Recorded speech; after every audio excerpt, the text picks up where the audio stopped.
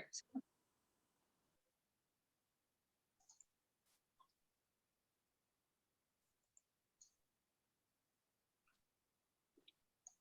Good evening, everybody, and welcome to another edition of Northshire Live. I'm Rachel Person. I'm the event manager for Northshire Bookstore in Saratoga Springs, New York. And representing also my colleague, David Wood, who is not with us tonight, but handles events at our Manchester Center, Vermont location. A couple of quick notes before we get started with this evening's event and I introduce our authors. First of all, you probably noticed as you came in that we are recording this event for future broadcast on our YouTube channel. However, fear not, you can have your camera on. We have the settings arranged so that it is only recording those of us who are unmuted and speaking and in this lovely yellow box that I'm in. So you will not be recorded, you will not be on YouTube for posterity, and you can have your camera on if you want. In light of that, if you have any questions for our authors throughout the evening, please use the chat box to type them in. You can type them in at any point and I will save them up and ask them for you when we get to the audience question and answer at the end of the evening. And then last of all, before I introduce our authors, a huge thank you to all of you for your continued support of Northshire through this past almost year and a half now. It's been tough times for small businesses, and the incredible loyalty and generosity of our customers has made all the difference in the world. We truly couldn't do it without you, and we couldn't present great events without your help. So thank you so much for that ongoing support. Now, it is my very great pleasure to get to welcome Sara Arnell to Northshire Live to celebrate the publication of her memoir, There Will Be Lobster. She's had an impressive career in fashion, writing, and advertising, serving as the CEO of a New York advertising agency. She's now a professor at the New School's Parsons School of Design and the founder of Karmic, a platform for what you do comes back to you, ideas and advice.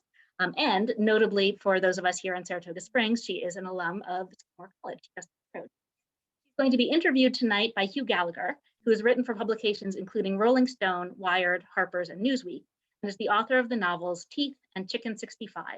Please join me in welcoming them both to Northshire Live. Thank you so much, Rachel. I'm really, really thrilled to be here, and I appreciate you hosting this for us. Thank you so much. So should I just start? So as the book just came out Tuesday, I'm really going to assume that none of you have read it or perhaps haven't finished it. So I'm going to give you just, I guess, a little summary of what the book is about. And then I'm going to read a short selection before we start, Hugh and I start a conversation, and then the Q&A following. So this memoir covers a really difficult sort of 4 or so years of my life that, I call a midlife crisis. It was a time when I had felt like I'd made a real mess of my life. I didn't have a job anymore. My last child left for college. My body wasn't what I wanted to be. I was having hot flashes galore. Things were out of control. And I was really obsessed with, being young and seeming young. In fact, so much so that the opening chapter of the book, which I hope you will read, really tells the story of a crazy night of partying one New Year's Eve with my son and his friends. And that's where the title of the book, There Will Be Lobster, comes from, because when I woke up one morning, what New Year's Day, after that crazy New Year's Eve, I saw a lobster crawl out from under my kitchen table. And it was this lobster that became this symbol of survival for me. And when I saw this lobster, I thought, well, if this lobster could survive whatever happened, I can too. And so that's sort of where the title comes from. And that's why the lobster is so symbolic for me. So there's a summary as best as I can do right now. So what I want to do is read a really short selection that's about an encounter that I had in Saratoga with 2 women in Saratoga while I was in Saratoga working on the book. And as you'll hear, it really stuck with me long after I left the town. Much as the magic of Saratoga sticks with people who, come and visit and then leave. So I'm going to read, an excerpt from this chapter. It's not that long. I had settled into my room and was walking on the street to get some air and a bite to eat when I saw 2 young women coming toward me on the sidewalk. As we approached each other, one woman said she liked my coat. We exchanged smiles. Thanks, I said. Do you have time for a quick question? One of them asked me. Sure. Great. Okay. So what makes you happy in life? Nothing, I said. The two women exchanged glances, then stared back at me in silence. Service to others, one of the women said, will give your life meaning. I doubt it, I said frankly. Would you like to talk about it? They asked. No, I said. I'm going through a hard time and I need to be alone. I need to work things out for myself. I've always been self-sufficient and I need to get back to that. I cry every day. It's not healthy. They aren't tears of joy. My youngest child moved out for college, leaving me all alone. My business folded and I'm out of a job. I have to face myself by myself for the first time in years. I have no friends because I blew them off in the name of work and kids. I have no one to talk to or turn to. I'm here in this town to seek solace. I'm on my way to get some food, then go back to my hotel room to scream in a pillow. Jesus will save you, one of the women said. The other handed me a postcard and told me they were sister missionaries from the Church of Jesus Christ of Latter-day Saints. I told them to have a good day, and we continued on our ways. I called my daughter to tell her I scared away two missionaries. That's quite a feat, she said hesitantly. What did you say to them? Well, I just told them you left home to go live your life and I was a little sad. That doesn't sound very scary, she said. Well, I may have also said a few other things, but what I really want to tell you is that I think I'm going to church on Sunday when I get home. I think they may have a point. Maybe Jesus will save me. Someone has to, for fuck's sake. I came back home from my trip upstate feeling freshly inspired and uncharacteristically unburdened. I responded to Z, who had by chance texted me to see if I wanted to meet for a drink, and I said yes, in all caps. Z was at the bar sipping a glass of red wine when I arrived. He ordered me one. No thanks, I said, and asked for a tequila on the rocks. He called me hardcore and said he liked it. I thought I saw him lick his lips. We sat down at a table and ordered. We made small talk. He had never been to this restaurant before. He was definitely coming back. Did I want wine with dinner or was I going to stick with tequila? He was having a party next week that I should come to. He's usually vegetarian, but the salmon looked too good to pass up.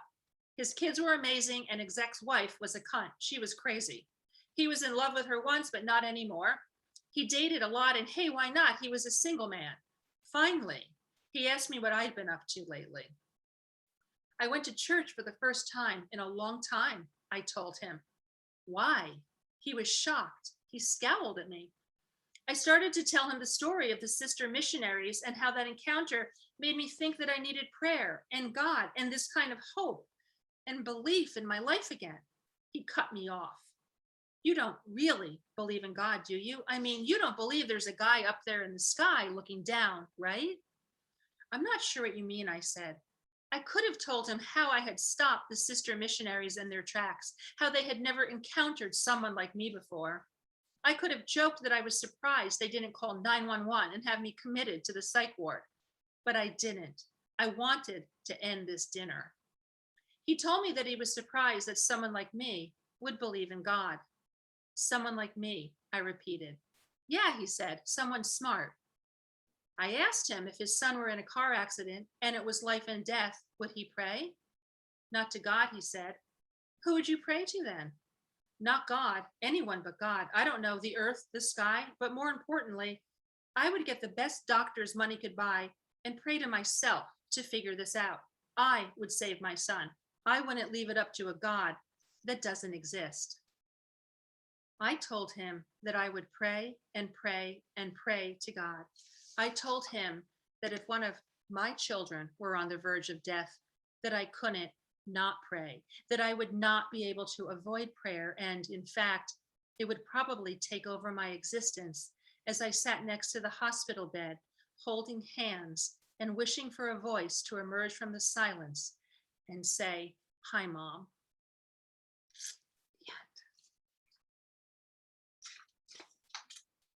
Thank you. Okay. So Hugh, let's chat. Yes, it's a real pleasure to be here. Thank you so much, Sarah, and thank you, Rachel, for hosting this event.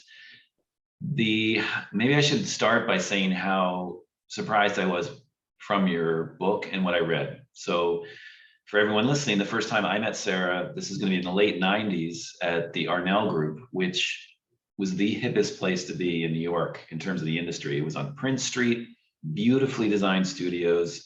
They were the first company, your company was the first one I saw that was integrating things like interior design, spatial branding, the branding of space, matching that with digital, doing signage, putting all that together for a brand experience was all very new, very hot, beautiful offices, architecturally pristine.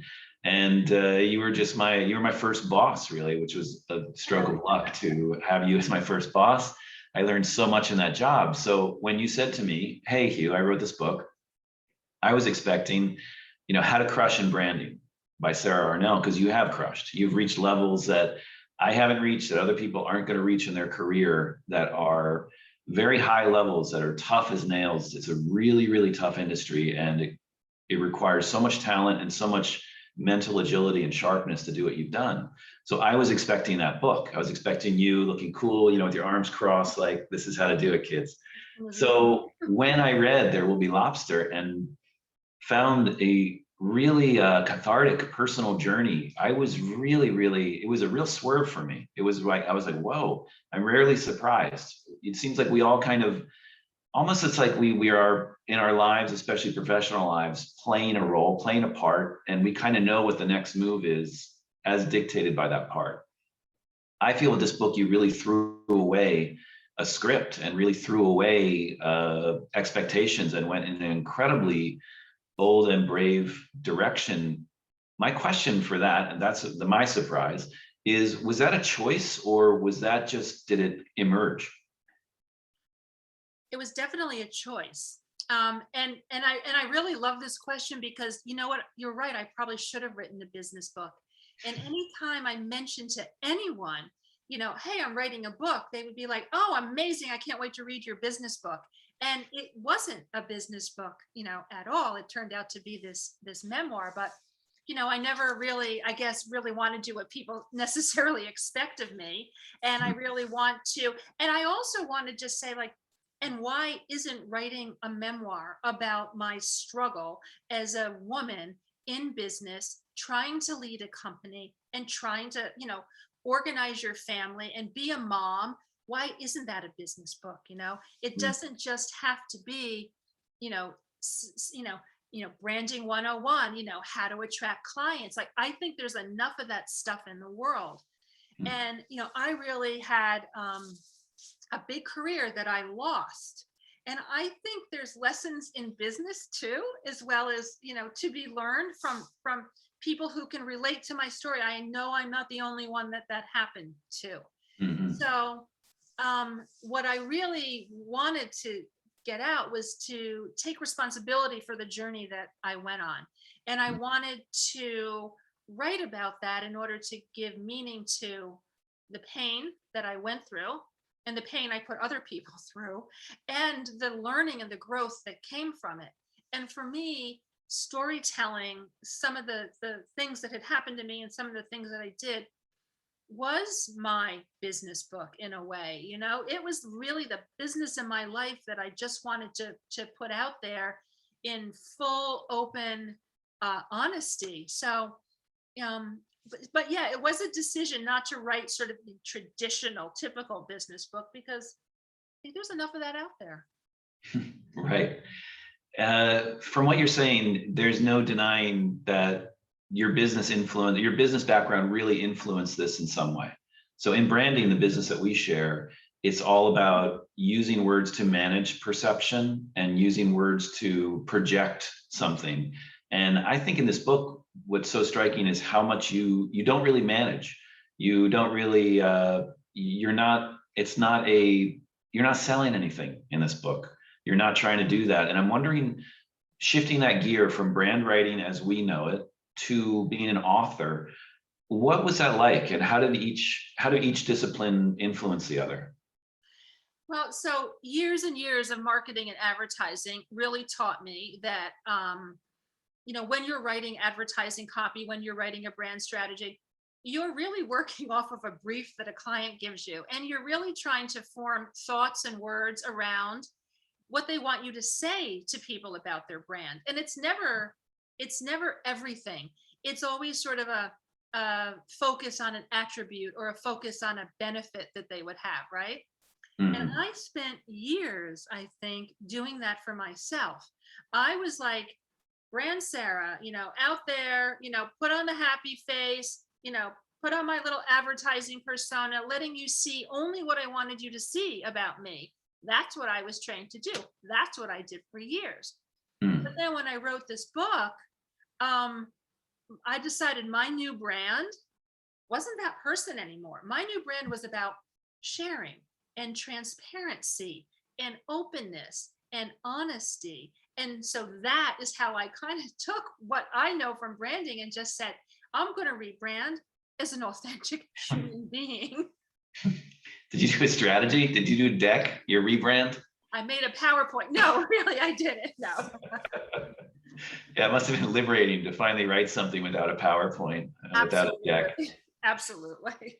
Absolutely. One thing that I heard in what you just said, what we had discussed earlier, was the idea of toxic positivity, and that was something that this book is reacting or responding to. So, what is your take on toxic positivity in our culture and business culture, and why you wrote this book, and how it kind of freed you from that? So, in general, I think it's always better to be positive than negative for sure. But, what things that I've started thinking about in, talking to people. And I had a friend say to me the other day, and I had said to her, just, regular conversation, hey, how are you? How's it going? How are you feeling? She, oh, really, I'm not really, really good at all. I had a terrible day. It was actually a really bad week.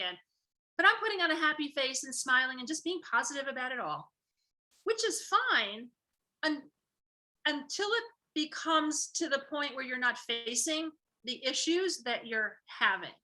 So, Hmm. so for me, toxic positivity is just trying to almost, and I hear this so much from people. I'm just going to be happy and manifest happy, and I'm going to smile, and then good stuff is going to come to me. So, maybe it will, but in the end, we all really, in the end, have to do the work to get what we want in order to feel the way that we want to feel and be the person that we want to be.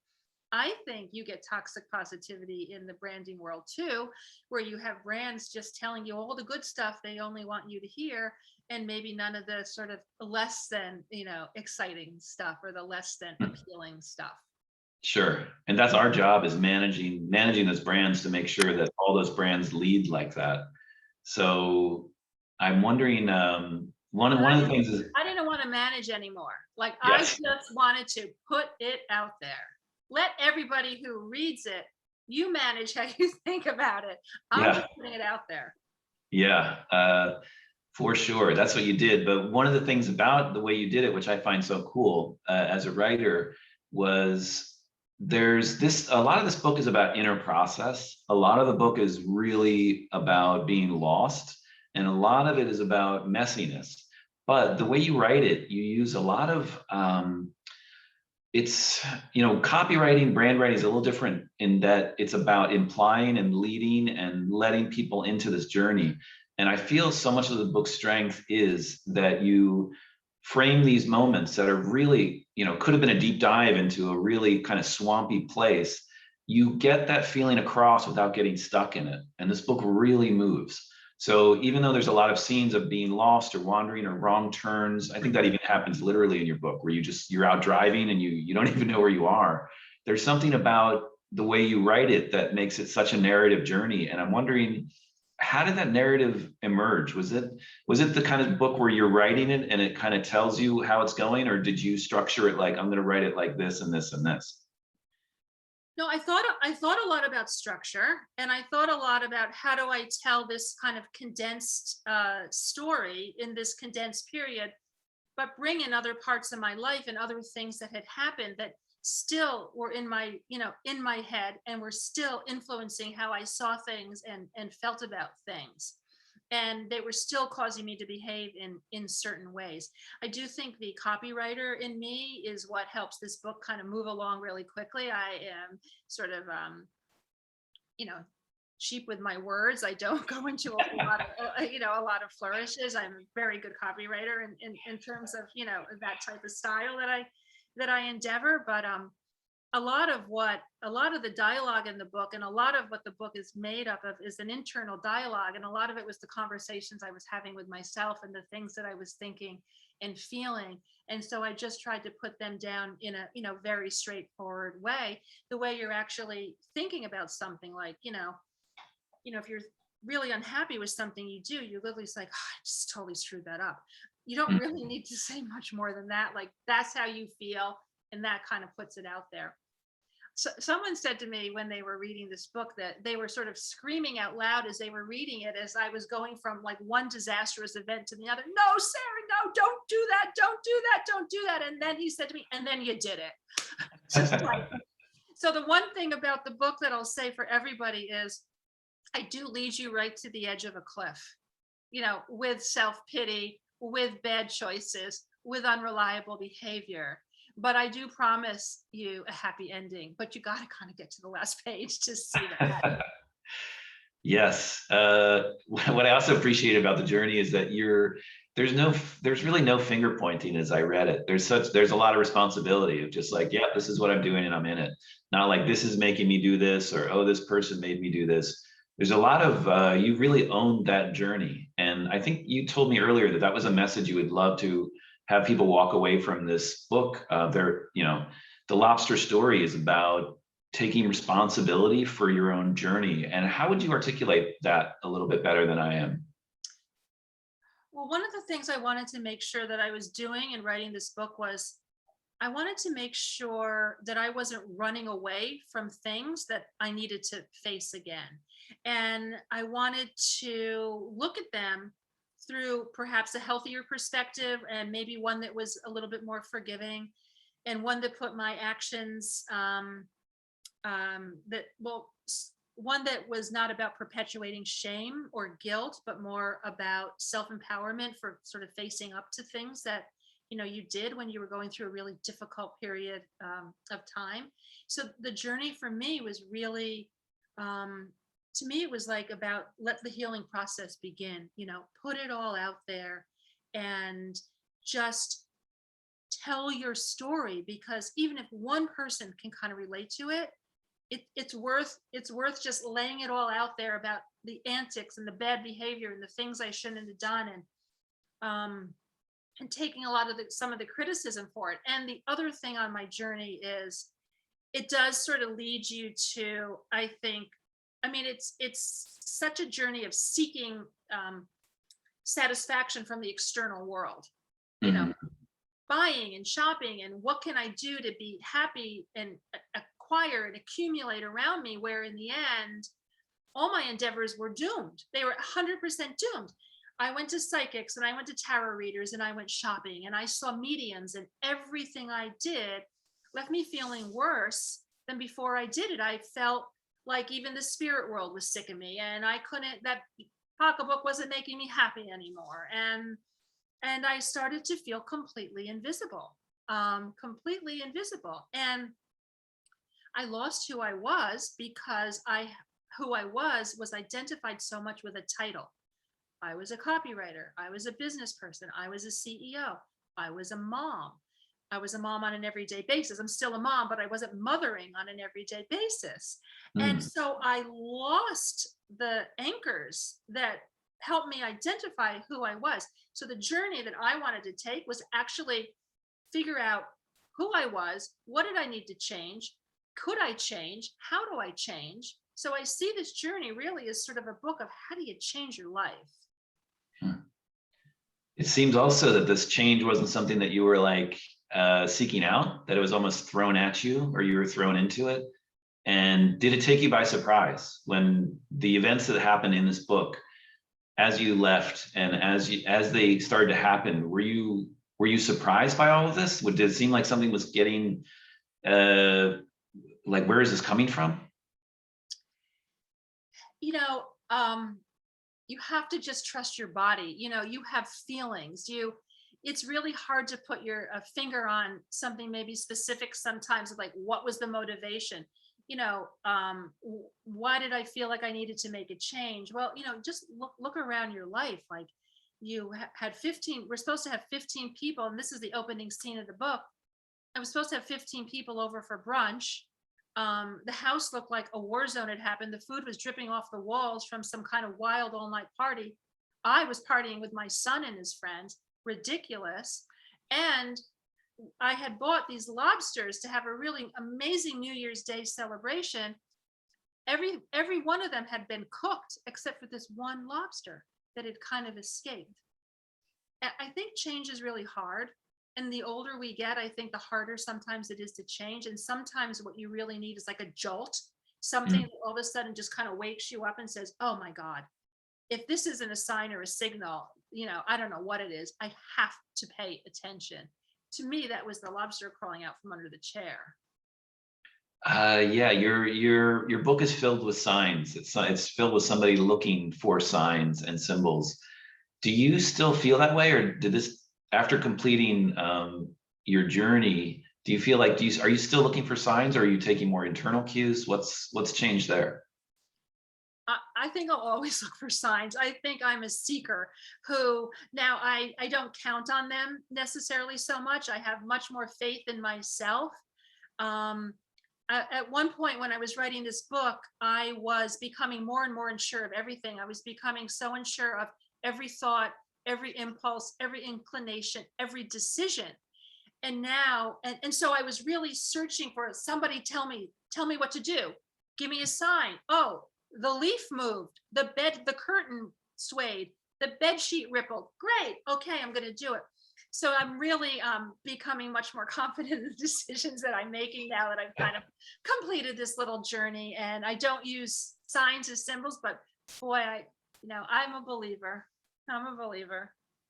Right on. So one of the things that's interesting here is that I would think that when you're running an operation, like to the extent that you did, when you're running creative teams and you're running business, you had to make a lot of decisions very fast, and you made more right decisions than wrong decisions because you've had a tremendous career. When you were in that mode of business mode, are you still like that? Are you still a searcher when you're in business? How did this change? Because I worked with you, I worked for you, and I remember very, very dialed, very competent, very just like knowing how to move this really complex process forward. Do you think that part of your brain was given like a vacation, or that part of your brain went away when the job went away and you had to develop another part of you? Is this what the story's about also? Well, like the tale, like the shoemaker's children have no shoes. I mean, it felt kind of like that for me. Like I could still do that for clients, for businesses, for brands. But when I took what I did every day and tried to apply it to myself, I was lost. I just couldn't do it. So I don't think it turned off. I just think it never turned on for me. Interesting. That must have been, there's a lot of fear. I mean, it's a very entertaining book, and it's very fun the way it reads. This is a book that I think I read in 2, maybe 3 sittings. It just flies. But it must have been a very scary experience. This is like a real journey, the night journey through darkness, really. Where were your family and your friends during all of this? So I hid a lot of stuff. I really hid a lot of stuff of what I was doing. If you'll talk to some of my friends who I've given the book and I said, read it, they said to me, I had no idea you were feeling this way. I had no idea you were going through this. You always look so fun and happy and were kind of up for anything. And I think that was what I was talking about before, where this is where I got really, really good at advertising, where I could really kind of just hide behind an image that I wanted to put out there and create for myself. So a lot of my friends were really surprised when they read some of the things in the book that I'd been doing. Unfortunately, my family was not surprised because they were right there, with me. And I even said to my younger daughter just the other day, isn't it kind of crazy? It really took me to write a book to figure out that I'd been going through a midlife crisis. And she said, well, you were the only one that didn't know that, if that's the case. So, so, and my children are super supportive of this, really aligned with me on telling the story and getting it out there, and supportive and loving all the way. Right on. Yes, they come across as wonderful people. You're really lucky to have them. They're lucky to have you too. You also noticed, or you mentioned some new relationships that this book is bringing into your life. Someone you met on Instagram who sent you a note and said, I'm a lobster too. It's so funny. So I started getting these sort of messages on my Instagram from people saying, I'm a lobster too. I'm a lobster too. And started sort of sending me messages with this idea that, they also had a hard time in their life when they suffered and they survived. So they were a lobster. So I kind of never thought about that. Obviously, the lobster was a different, it was more of a character for me. It was the jolt that I needed. But to other people, they're kind of taking it and making it their own and calling themselves lobsters. And so, I mean, I think, I guess anybody that survived is now a lobster. I think it's really cool how things can kind of take on a life of their own when you put something out there, and you put it out there and you kind of just put it out there like this and let people bring their own self to it. And I think that's really what's most exciting for me about this. Yes, I would imagine that's super cool. What is that like? The title is so unique. There Will Be Lobster. And just as a writer, where it's an interesting, it sounds almost like Shakespearean doom, but also fun. And are you saying that there will be lobster in everybody's life, no matter who you are, what's going on? There's going to be loss. There's going to be change. Or is it there will be lobster tonight because I finished this book, or what? What is it? What's going on with that title? Well, I wish the former of what you just said, that I had the foresight to make a title, There Will Be Lobster, and have this whole idea that we are all lobsters. That literally wasn't in my head. The lobster makes an appearance in this book about 3 or 4 times, I think. And it's just about, for me, having lobsters for brunch was literally sort of where it came from. It was celebratory and it was fun, and it was and it went all wrong. And then the lobster comes back at the end of the book to, again, we were going to have lobster again, but we were going to do it the right way this time.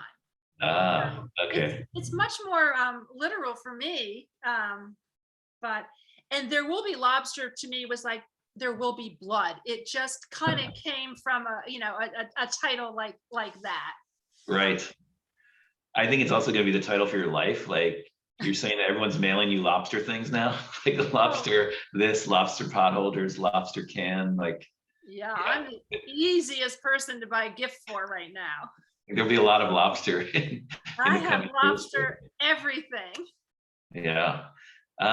What's, getting to the point, this is interesting. In the passage that you just read is the women who said that you're going to find some meaning in your life through service. Yes. And it seems like this book, ironically enough, you were just like, yeah, whatever, I'm going to go have a tequila. It's almost like that this book really is that service in a lot of ways, that they were right. What would you hope is the service that you provide? I also know through your other project of Karma that you're really interested in giving back and understanding how we can provide a service in the world. What do you think is a service in this book that you would love to see bloom, or that you would love to see people benefit from? Well, I mean, I do think in a way, again, that the service to others is 100% the way that you should, to approach the world in order to feel better. To helping people is the best way you can feel better about yourself. And putting, service in the world is sort of something I really believe in. And I think that this book, for me, in a way, it does a service of a self-help book, but it's not really a traditional self-help book where it's not sort of having all these kind of like how-tos or tips or tricks or things like that, what to do. But it can help a reader if they can relate at all to what I'm talking about.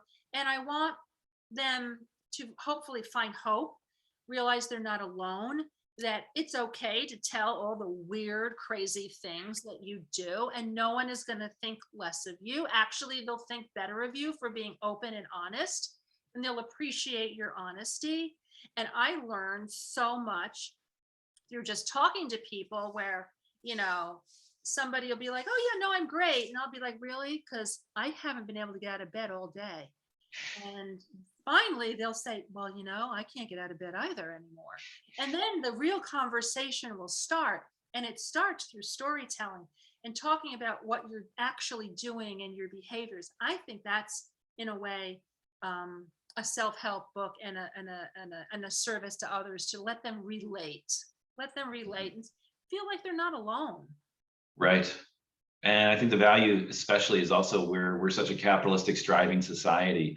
To see a high-powered executive say that and kind of and put that out there, it's even more impressive, I think. And the interesting thing for me is, just again, for me, having known you in one circumstance, having known you as completely dialed on Prince Street, and then reading about, you're wandering through the wilderness in sweatpants, like eating ice cream. It's classic. It's really cool to see that. And I drew also elements to my story. I was like, oh, this is, I've been through a certain Lobster moment in my life where things change. To me, this book was also about like grief. I think anybody who's been through a grieving process will really relate to this, that this is, you talked about a lot of the life changes that you're going through, but you might sum it up as a passage through grief. And it's such a weird journey, these journeys that you go through and change, major life changes. As you said, it's not like a tip. There's no tips, there's no hacks, it's just like this weird thing that happens that you've got to move with. And that's what I also loved about the book, is that you're not selling it. It's not like, but then I found this thing, and if you do this, this, and this, it'll make everything better. It's like, no, you just unfortunately have to move through the terrain and move through the territory. So if I were to say, marking that territory, like who you were before and who you are now, after, it's Sara before, and then there will be Lobster and Sara now. How are they different? How are you different now? I have relinquished control. And, right in the end of the book, and spoiler alert, I was diagnosed with chronic leukemia. And in getting that diagnosis, I realized that it was not in my power to make it go away. It was not in my power to find a cure. It's incurable. I have it. I have to live with it. I have to take care of myself in order to stay healthy. I have to monitor my blood every 6 months. But it's all out of my hands. And it's actually really liberating. It's really liberating to not have to try to control things. So I really think that I have really learned to kind of give myself up a little more to sort of the mysticism and the mystery of stuff that happens, take it in the moment, and then, then figure out what to do with it, but not always. Although my daughter did call me Patty Planner the other day. So I do still kind of like planning, but I really, really have relinquished a ton of control. I like that nickname. Your daughter, by the way, is a superstar in this book. She's you said she's studying writing as well, so you've got another writer in the family. She is studying to get her MFA now at Sarah Lawrence College, which is what I did too. So that's so cool. And any last question? I think it seems like we're getting closer towards, I'm sure a lot of people have questions. What do you think now? Is this a career? Was this a moment that you wrote a book, or is this a career change for you? Or are we going to see more books from you? I've always been a writer, so I think I'll just keep writing. I'm not sure what I will write next, if it's another book, perhaps some articles, but for sure there will be more from me in terms of writing. Fantastic. Thank you, Hugh, for such great questions. We covered ground that, was really interesting. And I want to say only ground that you and I could cover, having worked together and in the same career. Now, the other thing I wanted to tell you was so interesting. Hugh started off as a writer and a novelist and went to copywriting. And I started off in copywriting and now I'm switching over to kind of writing. So Hugh and I's careers have just like gone complete opposite direction. Thank you both. This has been a truly wonderful conversation, and so great to hear the two of you talk with each other. Audience, any questions that you have, please type them in the chat and I will pose them for you. And Sarah, while we're waiting for the audience to type, I actually have a question of my own. It seems like the process of writing this book was really a healing experience for you, Yeah. and a very positive one, which is not always the case in terms of what I hear from writers. And do you have any advice for who are looking to writing as part of a healing journey? You have to be honest with yourself, and you have to really be super clear on what story you want to tell, and then tell it without holding anything back. Like, my best advice would be to bring it, and don't feel like don't feel shame in terms of what you want to talk about. Put it out there and feel empowered to do that. And so that's how I would think about it in terms of just getting the story out. And then, I thought a lot about structure too in writing this. How was I going to structure this really difficult period and take people sort of into my head and out of my head and into the past and do it. So I decided to start from what I call rock bottom, because I thought, you know what? I think if I wanted to be really, really forthright and really honest, I wouldn't start this book from a happy place to let everybody know I was okay and then take them down with me. I wanted to start from the bottom and show how you could rise up. Very nice. One question I just got in my direct messages asks, you touched briefly on what your family's reaction was. Were there any reactions that you got that surprised you? Not from my family. I mean, I did get some reactions from people who have read the book, like some reviewers, and some people are very critical of my mothering, and they have called me a bad mother. And perhaps I was at a certain point where I was always really trying to walk the line between, like, there's always boundaries, right, with your family. And sometimes I cross those boundaries where my children are adult children and they don't need to be mothered. But, my humanness and my motherliness sometimes got a little confused. Critics are always quick to be very hard on mothers, I find. Yeah. Victoria asks, Sarah, will you do a book tour? Well, it's very interesting launching a book during a pandemic, because this actually is the book tour. And hello, Victoria. Oh, now I see you. Oh, I have known Victoria for so long. I think Victoria was a client. So That's right. I was a client beginning when it was Arnell Bickford. yes, the OG. Yes. The OG of clients. Well, welcome. It's nice to see you. Nice to see you too, Sarah. Yeah, launching a book during this time is really, it's got challenges, but here we are, we're all together. There's like 20 some of us together on this little tour, and that's how it's working. So Linda asks, is there anything that you omitted from the book that you wish you had included? And conversely, do you have any regrets? No regrets. Maybe I could have included more. One of the things people have said to me was, oh, I wished you went deeper. Now, I thought I went pretty deep, but maybe I could have gone a little bit deeper, more into how I was feeling about myself as a woman. And I think that's something that people were wanting to hear a little more.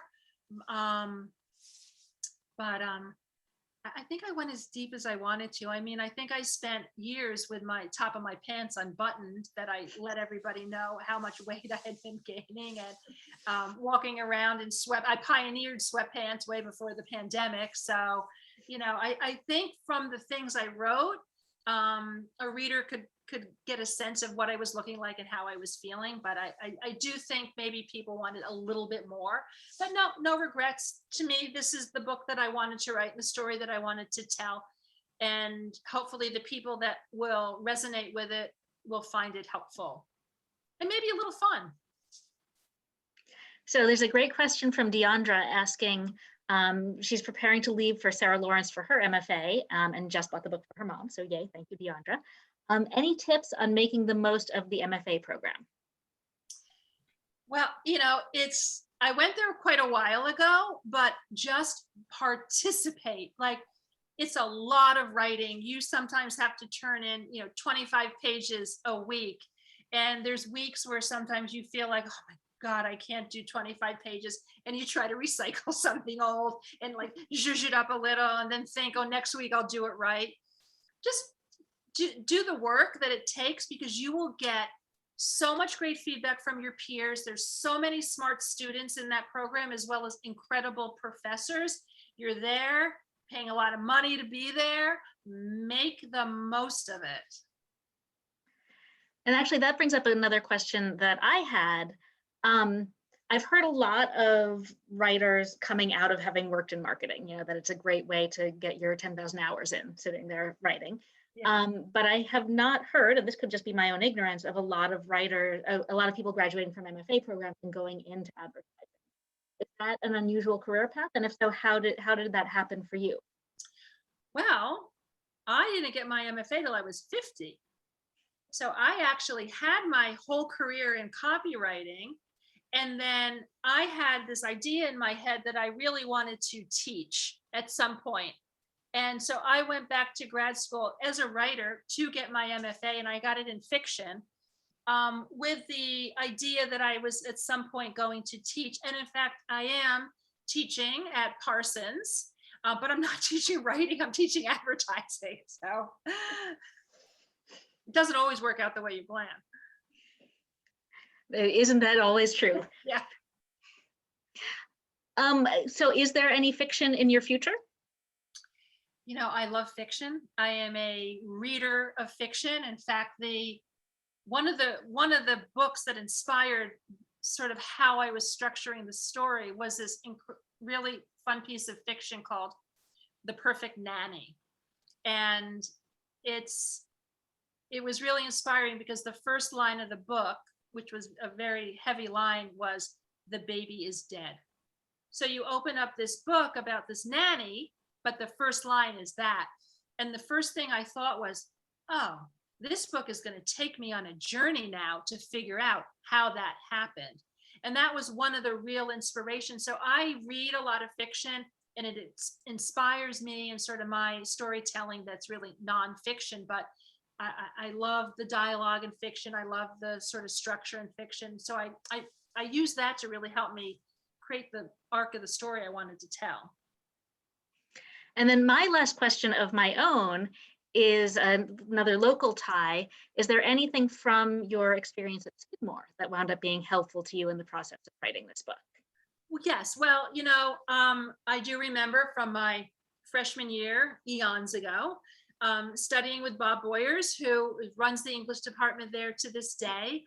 I came to Saratoga several years ago, and I studied at the New York State Writers Institute, with Bob, and I studied under Rick Moody and did a ton of writing in Saratoga. It's an incredibly inspirational place to be, an incredible place to go to college, and just inspiring in and of itself in terms of the liberal arts education that really kind of teaches you how to think and how to just think your way through things. And that's been invaluable. Yeah, I think all of us here in Saratoga are really fortunate to have Skidmore here for the way it has really influenced the culture locally in some pretty incredible ways. There is a comment/question from Jean in the chat saying, I'd love to hear more about your family in Socrates. Could be another great book. Can you tell us, the rest of us, a little bit of what that is? Yeah, so I wrote in the book about sort of the way I grew up in Saugerties, New York, and just about an hour or so south, a little bit more than an hour south of Saratoga. So I grew up in a really large sort of extended family. So I grew up living in a house where my grandparents lived on the 4th floor, my great-grandparents lived on the 3rd floor, my great aunt and uncle lived on the next floor, and we all shared sort of a communal kitchen in the basement. And we, I slept, I don't know where, I slept on a couch somewhere. My sister slept in a mattress in a corner somewhere. And it was a huge, loving, extended family where I felt like I had about 7 different parents, not just, 2 or 1.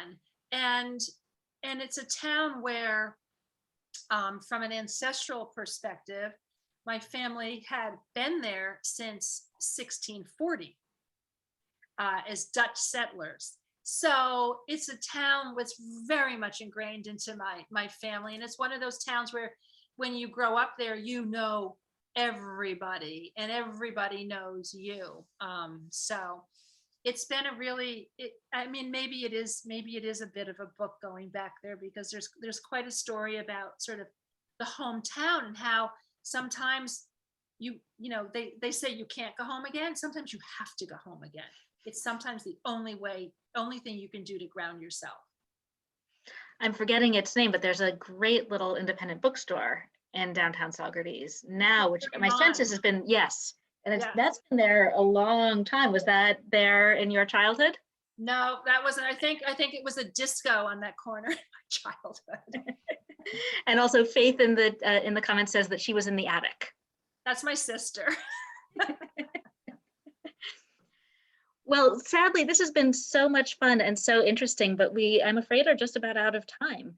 I've really enjoyed hearing from you, Sara, and you, Hugh. I really appreciate your time and your energy, and Sara, how open you've been about this book and your process. Audience, thank you also for being here with us tonight. You can order Sara's book at northshire.com or pick it up in either Northshire location in Saratoga Springs, New York, or Manchester, Vermont. Thank you so much, Rachel, for organizing this. If you buy a book from Northshire and you want me to sign it, Rachel and I will try to figure out how to make that happen. No worries. I'm always up for a good trip to Saratoga. So maybe we should count on that, Rachel. If you want specifically a signed book and you're ordering it, make a note of that in the notes field when you're checking out. And Sara and I will talk and try to figure out a way to make that happen for everybody. Perfect. Always need a good reason to come on up there. Excellent. Well, thank you so much, everybody, and have a wonderful rest of your evening. Thank you, Rachel. Thank you, Hugh. And thank you, everybody, for joining. Lovely to see you. Good night. Bye.